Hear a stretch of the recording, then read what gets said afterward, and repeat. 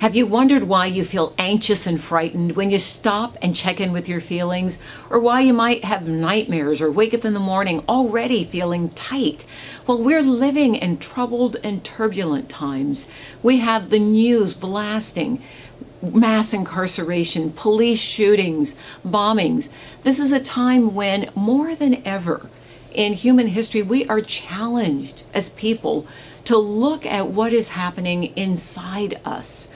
Not just inside yourself, but inside of all of us as human beings, because we're all suffering from what I call invisible wounds. I'm Dr. Brenda Wade. Some of you may remember me from my work on 5 national television shows I've hosted, or my many years as the psychological correspondent on Good Morning America, the Today Show, also, of course, recently on the Dr. Oz Show. So if you know my work at all, you know that I am focused on psychology, neuroscience, I was a hardcore researcher, and on spirituality and how we can use those 3 great fields of learning to help us to heal.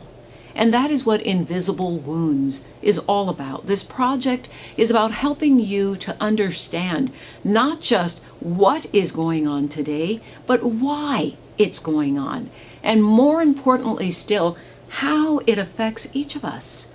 Did you know that there are actual changes in the brain when we're exposed to trauma? That we have a new area of science called adverse childhood experiences. And if you experienced trauma as a child, there are 14 things on that list. If you have 4 or more, you're going to get sick.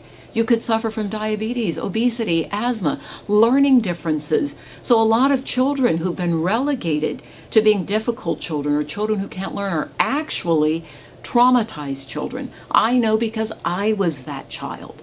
I had severe trauma in my childhood and had trouble learning.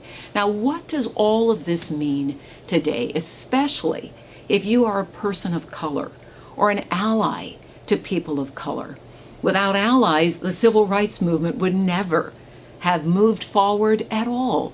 There are those who are inside the problem, suffering because they are people of African descent all over the world. And in this global project, you will have an opportunity to hear from those in Brazil who are building schools for children in favelas, those who are here in the United States working on the front lines, not just with Black Lives Matter, which is an important level of awareness, but also with rights for LGBTQ people and intersectionality. You're going to hear from some of the leading historians like Richard Rothstein, leading spiritual teachers like Marianne Williamson. We have so many wonderful guests who've contributed to this project, and you'll learn more about that in just a few minutes. But I'm so happy that you are tuning in for this short video to learn about invisible wounds, healing our history, and healing our hearts.